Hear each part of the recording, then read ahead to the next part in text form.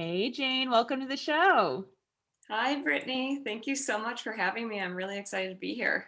I am very excited to have you. Where are you calling in from? I am in San Francisco right now. Have done a lot of bouncing around for the past year or so, but have been back in SF for the past month, which is nice. Oh my gosh, like bouncing around the country? Yes, yeah. Spent a few months in Taos in New Mexico and then Denver, and then went to Florida for a few months to spend the holidays with my parents. And now I'm back in California. You're back at it. Oh man. Is the energy there back yet? The Silicon Valley intensity, is it there yet? Or do you think it's going to be like always diluted now? Yeah, it's a really good question.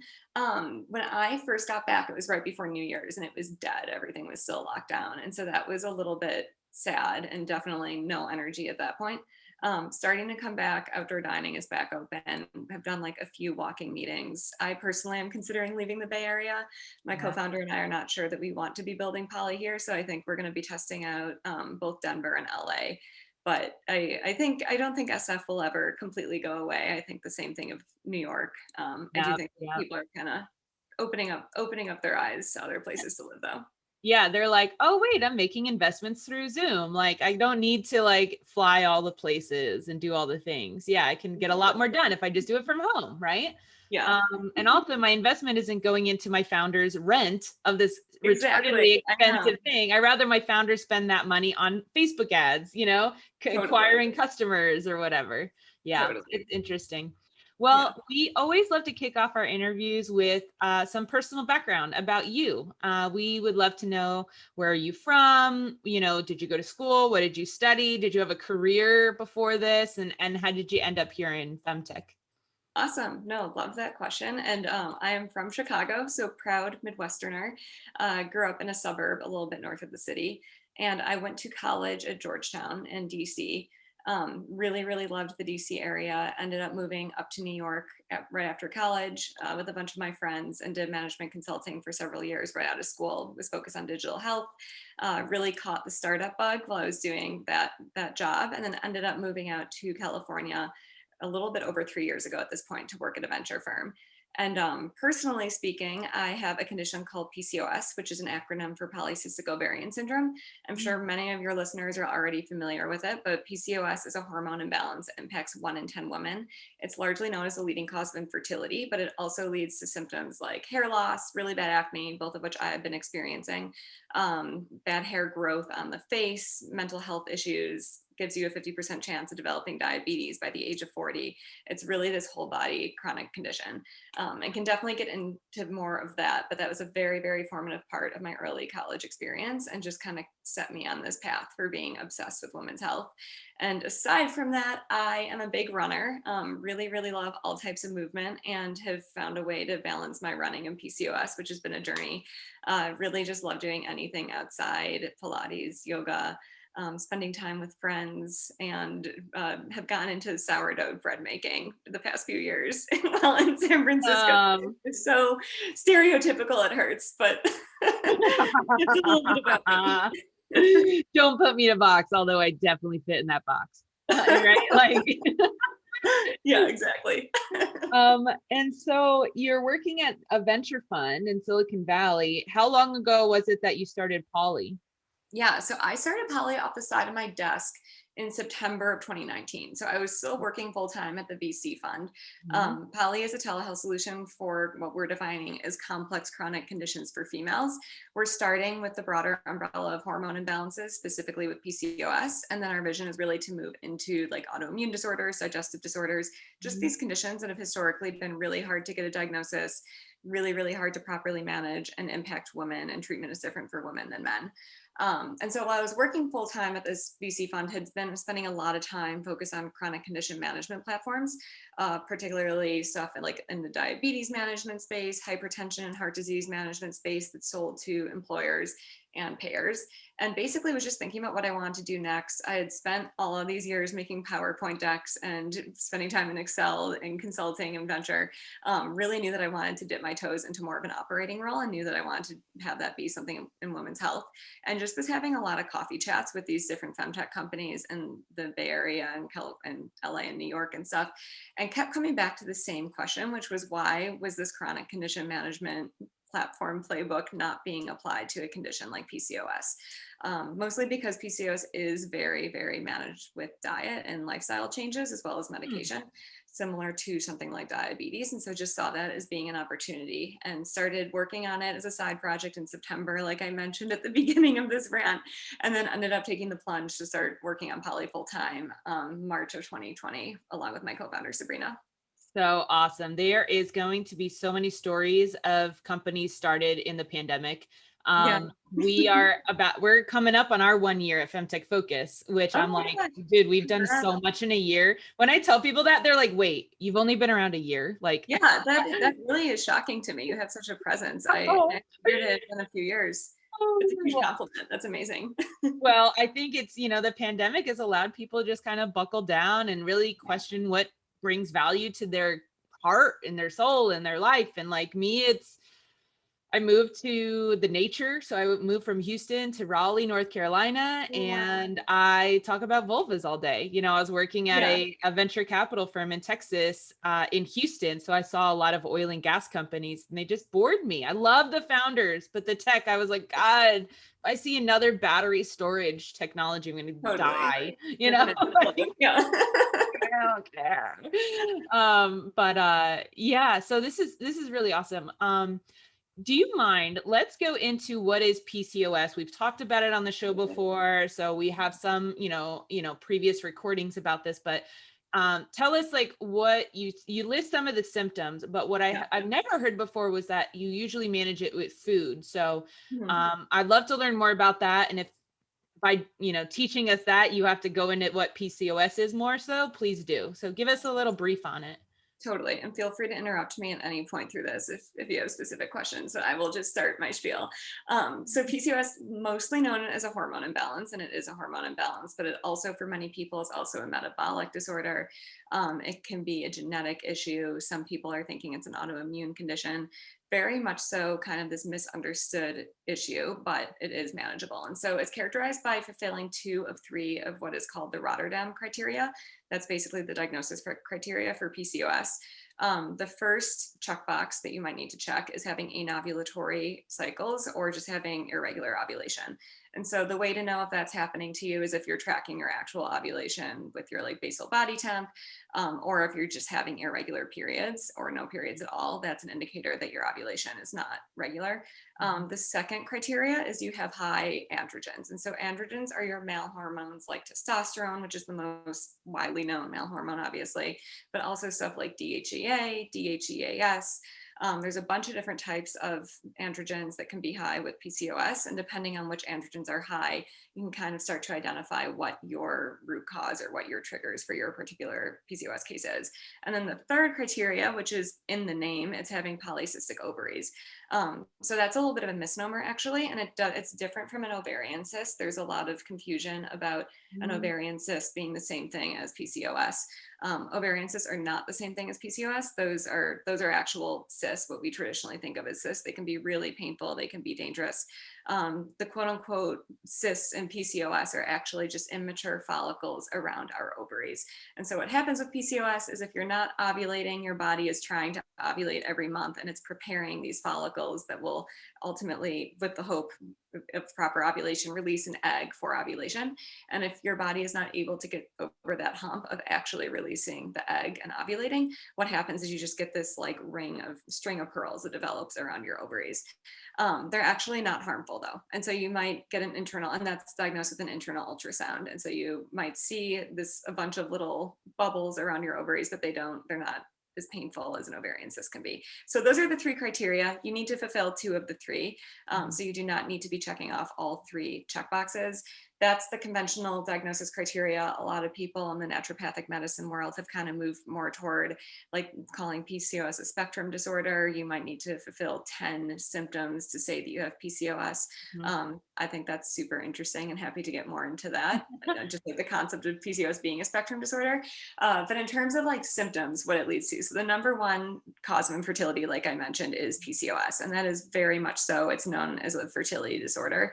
It's easiest to get a diagnosis if you've been trying to conceive for a year or several years. Because you're not And ovulating, right? exactly, Like you just, exactly. yeah. So you can't get pregnant. Yeah. But I don't mean to say that you can't get pregnant if you have PCOS. It's absolutely possible if you're able to get your body back on track. But if it's uncontrolled and unmanaged, it's likely going to be hard for you to get pregnant. Yeah. But that being said, symptoms also relate to dermatological, I don't know if that's a word, issues like acne, hair loss, hirsutism, which is hair growth on the face and the chest and the butt, like male-pattern hair growth, basically. That is a side effect of having high androgens because you have high levels of male hormones. Other really common symptoms are weight issues. So if you have stubborn weight gain, or if you're just someone that feels like you're eating half as much as your friends, but still gaining weight, that is really correlated with insulin resistance. And it's said that at least 70% of people with PCOS are also insulin resistant. And so that's when you get into the really, really frequent comorbidity with diabetes and PCOS. And for those 70% insulin resistant cases, they're also very responsive to dietary changes, again, similar to diabetes. So kind of managing your carbohydrate intake, particularly like simple sugars and refined flours and stuff, that can be really, really helpful in bringing your insulin levels down, and then in effect bringing your androgen levels down, because there's this vicious cycle that occurs between high insulin and high androgens. And then thinking about other issues, I mean, it also gives you a higher risk for estrogen related cancers, gives you a 3x higher risk of developing mental health issues like anxiety, depression, OCD. Really just this chronic issue that leads to a lot of really costly and devastating conditions down the line. And so Pollie, we're trying to expand awareness about that, because it's not just a fertility disorder. It really is a chronic illness that people need to be aware of for the duration of their lives. Before you tell me about the solution with food, quick Yeah. question. It sounds like we have a pretty good grasp on like, here are the symptoms, here's the things to look for, here's the check boxes. Mm-hmm.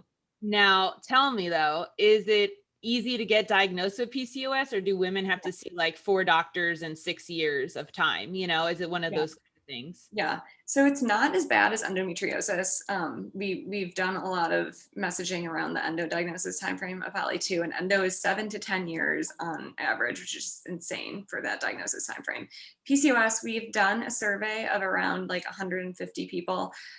We are seeing it takes a little bit over 3 years, but that's 3 years to get a diagnosis from the point of trying to get a diagnosis. And so that's like, if you are already advocating for yourself, on average, it's taking people over 3 years. And that really is, it's easier to get a diagnosis, like I mentioned, if you've been trying to conceive, because your OB will be more readily like, oh, let's just take a hormone panel on you. If you are, in my case, I was an 18-year-old in college, and it was really, really hard to get that diagnosis. I was in a really fortunate position where my mom was a huge advocate for me, and she had been a nurse. She had dealt with her own hormone problems. And so she was just really, really spearheading that journey for me. And if you are just someone in your late teens, early 20s, mid 20s, and you don't really know what's going on, a lot of the times OBGYNs and PCPs will unfortunately just kind of say it's part of being a woman, or just try to give you some medication. Yeah.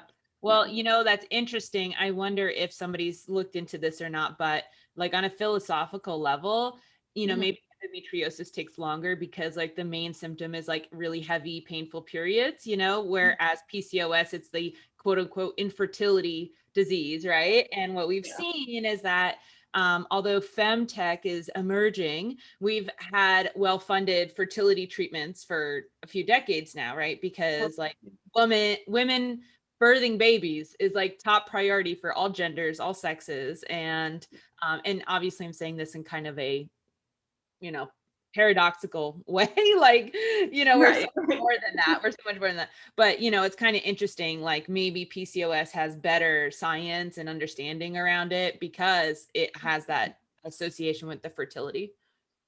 Yeah, absolutely. And I think I think that the root causes of PCOS at this point are much more understood than those of endometriosis. And so that is helpful. And it makes it, for us, from Pollie's perspective, it makes it something that we think that we can create a scalable program, a scalable digital program to help people manage their And symptoms. is it genetic? Like, does your mom have it? Like, or how do you, or does something happen in your life that's how it starts? Yeah, really good question. And the jury is kind of mixed on that, still being determined. There's definitely a genetic link between mothers that have PCOS and children that have PCOS. Mhm. I think that I'm not sure exactly what the percentage chance is if your mom has PCOS, if you will. My mom did have some hormone problems, like I mentioned. She never got a formal diagnosis though. And so kind of unsure. In terms of environmental factors, there's a lot of other evidence, anecdotal and some like emerging smaller studies that show that things like endocrine disruptors, so like stuff that is in your home, beauty products, makeup products, different sorts of plastics that we're using in our lives, can put you into a state of hormone imbalance, including like something that triggers you to go into a state of PCOS. So that is all really interesting stuff. And that really, I think that just broadly speaking about the whole world of hormone imbalances, we're really learning a lot about how our environment is putting us all at a greater risk of having issues today. Yes. All right. So tell me about the food part. How does food Yeah. help? Yeah. So I will start by explaining like the types of PCOS really quickly, and kind of then get into how food might impact all of those. So 4 main types. The first type is that insulin, and also disclaimer, you can fit into more than one type. So you might be insulin resistant PCOS, but also have something called adrenal type PCOS. So that insulin resistant type PCOS means that you have insulin resistance. And I already explained that. So it's around 70% of people with PCOS are going to fall into that bucket. If you're insulin resistant, insulin is a hormone secreted by your pancreas, and basically it helps your body effectively use blood sugar as energy. And so if you're insulin resistant, it means that your body is not as effectively doing that conversion. So you need to constantly pump out more and more insulin. You're going to be tired. Your blood sugar is going to be high. That can lead to diabetes down the line. And so for people that have insulin resistance, a lot of the times just paying attention to how many carbohydrates you're eating can really help keep that insulin in check. It's quite similar to diabetes and prediabetes management. That being said, important to note that just like going on a keto diet might not be the best choice. It really is a person by person thing. And particularly with women, our hormones are pretty delicate, and there's a lot of evidence out there that keto is actually not the best thing for women to do. And so that being said, TLDR with this one is just be wary of how many carbs you're eating. And then another type of PCOS is called inflammatory or hidden cause PCOS. And this is something that is triggered not by necessarily insulin resistance, although that might be present as well, but by like different food and sensitivities or just inflammation in general.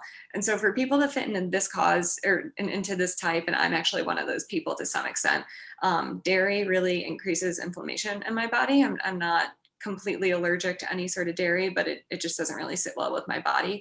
That can catalyze symptoms and can catalyze increased androgen production and just kind of make your PCOS worse. And so if you fit into this type, really important to understand like specifically which food sensitivities you might be reacting to, and understand in general like what your inflammatory triggers are.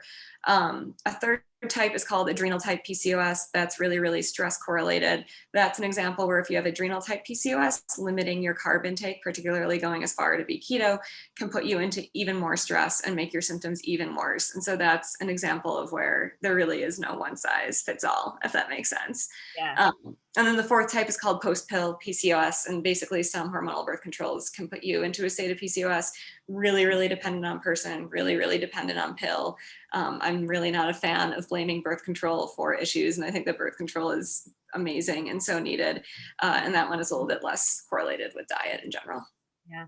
Can women find out what they're sensitive to by using like an Everlywell test or? Yeah. Yeah, so I'm not an expert myself. I'm a consultant and previous venture investor. I have personally used an Everlywell test, and that really, really helped me. I took my results to my provider that I was seeing at the time, and the provider kind of took everything with a grain of salt. I think that if you have like the money to be working with some sort of functional nutritionist or a naturopathic doctor who's going to run more intensive food sensitivity testing on you, that's probably like a quote unquote better, more dependable thing to do. But I think really just depends on kind of what you are comfortable with and what your doctor is comfortable with. Yeah. So, Polly, Hormone Health Simplified. So it's a chronic condition management platform for your specifically for hormones, right? So how does it work? Like Yeah. women, they find out, oh my gosh, I have this diagnosis. I'm reading blogs about it, but why do they need this long-term chronic management plan? And what does that look like? Totally, totally. So we'll just start with a quick caveat that we do have a legacy product out there, which is a two-sided marketplace, kind of like a more personalized version of ZocDoc. And that is based on a personalized quiz that matches you to providers in our directory based on preferences like personality style that you're looking for, treatment style, treatment methods that you're looking for, different sorts of specialty areas. And so that is still live. Anyone can use it. That being said, we really realize that that is for folks with a higher price point because a lot of the specialists that we are working with are not in-network providers. And so for this reason, we've really decided to go more of a programmatic model. And that means that one day Polly can be a reimbursable entity and we can be contracting with health plans so that we are not costing people money out of their own pocket, Yes. out of their own pockets, I mean. Yeah. And so that's really the direction that we're starting to lean. In terms of what it is, we are about to kick off our PCOS program pilot. And so that will be kicking off in March. It'll be with a small cohort of around 15 members. Basically, it's going to be a one-stop shop for managing one's PCOS. And so it will include care coordination support from our care coordinators, 24/7 texting with a health coach, meeting with a functional nutritionist, lab work if they want to do lab work, symptom tracking, community support. Really just kind of the whole gamut, because what we've learned from our beta members, and when I say beta members, I'm mostly referring to the people that have been through our marketplace model. We have almost 1,000 beta members and beta providers that have used our product, and we've learned from a lot of them, is that on the member side, on the individual side, people are really, really overwhelmed with how to keep everything in one place. And there's not many symptom tracking apps out there for PCOS specifically. In fact, we haven't heard of any. There's a lot of fertility tracking apps, but they're not targeted specifically at PCOS. And so basically, we're just trying to create something that people can come to no matter what stage they're at in life. We're really, really focused on making sure that we're combining functional and conventional medicine because, well, I'm a really big believer in functional medicine. I manage my PCOS without meds. The instant that I try to get pregnant, like 5 or 10 years down the line, if I'm having trouble, I will take all the medication I need. And likewise, if I am ever at a point, I'm tripping over my words, where my acne gets really bad again, or I'm losing a lot of hair and it seems like hormonal birth control is the best way for me to just kind of put my hormones out of whatever craziness they're experiencing, I'm going to want to go on hormonal birth control. And so we really want to make sure that we're encompassing both pharmaceutical treatment options as well as lifestyle treatment options, so that people always have their own little personalized support mechanisms. I love blending Western and Eastern medicine. I am a huge fan of that. I do acupuncture and I take my Zoloft. You know Yeah, what I mean? amazing. Yeah. I will, use specific herbs or teas or whatever if I'm not feeling well. And I'm also going to get a prescription for antibiotics and take it. I'm one of those people that I'm like, let's do both. It seems like it's really great when we have both of these things. Likewise. And I think for me, I mean, that's one of our biggest, most ambitious goals with Polly is to really combine those two worlds. And they're very siloed right now, like the conventional piece. There's so many medication delivery companies, and then the functional piece. There's so many very like woo-woo holistic health platforms And out I there. feel like they hate each other, Yes. like when I had a woman, I called her my witch doctor very lovingly, but that's how I described her to my friends. And she did cupping and stuff. And she had all these like crazy smells and sounds in her house that she didn't, whatever. She's my witch doctor. Yeah. She would be like, oh, you need to get off of those SSRIs. And I was like, no, girl, like just cup my back, like Like, no. Like, I'm totally down with you, like cupping out the trauma from my hips because I believe in that. And I'm still going to go see my therapist, like, but then also I see a regular physician and they're like, what are all these marks? Why are you cupping? That doesn't really Yeah. work. Like, listen, I'm doing all the things. Okay. That's what I'm Yeah. doing. Yeah.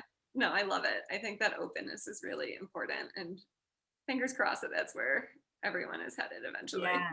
I have a question for you in terms of building your business. I'm seeing a lot of founders say, like, we're going to be the one-stop shop marketplace, totally all the things, the trackers, the solutions, the prescript, like, we're going to do all of it for X, menopause or periods or whatever.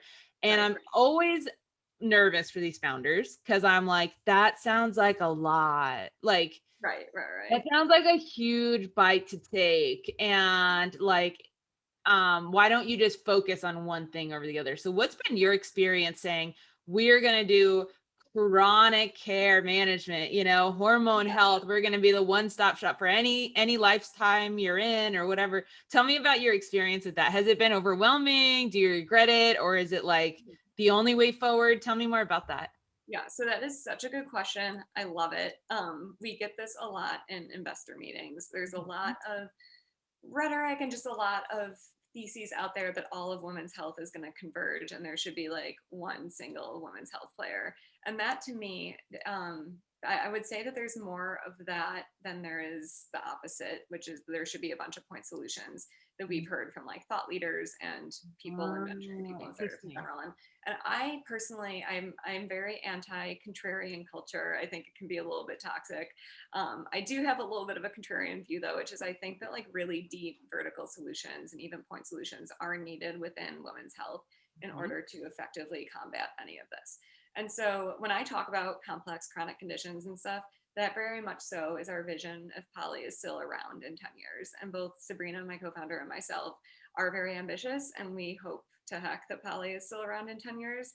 But we recognize that we can't boil the entire ocean to begin with. And so that's why we're starting with PCOS, primarily because it's still a really large market. It's impacting 10% of people with ovaries, which is around 7 million people in the US alone. And they're spending How like, niche. That's so niche. Oh yeah, my God. exactly. Right. I know. It's so niche. It's, and we get that so much. But we are starting with that because we want to be focused. And so I Yeah. think that Good. in my experience, particularly assessing other companies that were kind of creating these, and we call ourselves a one-stop shop. I need to figure out a better word for that, but looking at other chronic condition management platforms, the ones that seem to do it best were those that started with a single disease or chronic Yeah. condition or something. So Yeah. like Livongo starting just with diabetes and pre-diabetes, and then moving into hypertension from there. That's really what we want to do. And so we're using this PCOS program as like our quote unquote flagship product, and Yeah. then plan to expand. We want to make sure that we're doing PCOS really, really well though before we move on to like hypothalamic amenorrhea, for example, which is another hormone issue. We don't want to be trying to churn out too many programs for the pure sake of doing it. Uh, I just believe very strongly in a very strong vertical solution. And so I do think, I think that creating something that is all encompassing for PCOS is ambitious enough. I think it'll take us a few years to really perfect that. And then if we're able to, then can keep going from there. Good. I love it. And you said it's like 1 in 10 women, right, have Yeah. PCOS. Yeah. Is there any statistics on different ethnic backgrounds having higher rates? Yes, yeah. So actually, Hispanic people with ovaries are like I think around 2x more likely to have PCOS than white people. And Uh-huh. so that's a really big issue. That's also really tied to like socioeconomic issues, like systemic racism within how people are being treated in their healthcare experience. With the socioeconomic piece, it's really tied to like the blood sugar issue and the insulin resistance issue with Hispanic communities. In terms of like Black populations, there's not really a higher correspondence actually with PCOS specifically, but Black females are like 3x more likely to have fibroids than white females. And that's, mean, I could have a 2-hour-long conversation about that because that's very much so tied to systemic issues, and even like issues in harmful products being marketed toward Black communities to assimilate to white culture that have a bunch of chemicals that just throw our hormones off and then make you grow fibroids. And so won't really get into that now unless you want to, but there's a lot of disparities within hormone imbalances specifically. And that's where Sabrina and I are just so grateful that we started this company in 2020 when we really had no choice but to make sure that we were building this into Polly's DNA. And we're really, really grateful that we had the chance to build at a point where the Black Lives Matter movement was coming to the forefront of everyone's mind again. And hopefully we're able to really have an impact on some of this stuff. I love that. We've definitely have specific episodes on Black maternal health. And I actually just recently did an interview on a company called Black Hair Management is literally like the name of the company. And they were not sure that they were Femtech, but they are, because it's like what's currently like done with Black hair is like so many chemicals that it's like bad for your health, right? And so anyways, y'all, if you haven't heard that episode, definitely go back. We actually started to talk about pubic hair, and like it was actually really, really awesome episode. But yeah, no, this is, Femtech is I love to give this talk called the Femtech Landscape, where I give an overview of the industry, and I talk about the quote unquote saturated areas of innovation where there's already a lot of products, but all of those products are usually targeting affluent white women. And so, I get very upset when someone says, oh, like a PCOS company. Well, what about this PCOS company? And I'm like, there are literally so many women, and you need different branding for each. You need different strategies for each. Like one may be covered by insurance, one may be out of pocket, one may be, over the counter. Like we need to target all the women, and like one company can't do that. Like, why are we always thinking all the women are all the same? Like, no, we need other brands, right? 100%. When you look at all of the ED and hair loss, male hair loss companies out there, haven't really heard much about why are there so many of those companies, but yeah, it's like there's something like 16 FDA approved drugs for erectile dysfunction, and there's only one, maybe two FDA approved sexual dysfunction drugs for women that are approved. So no, it's just yeah.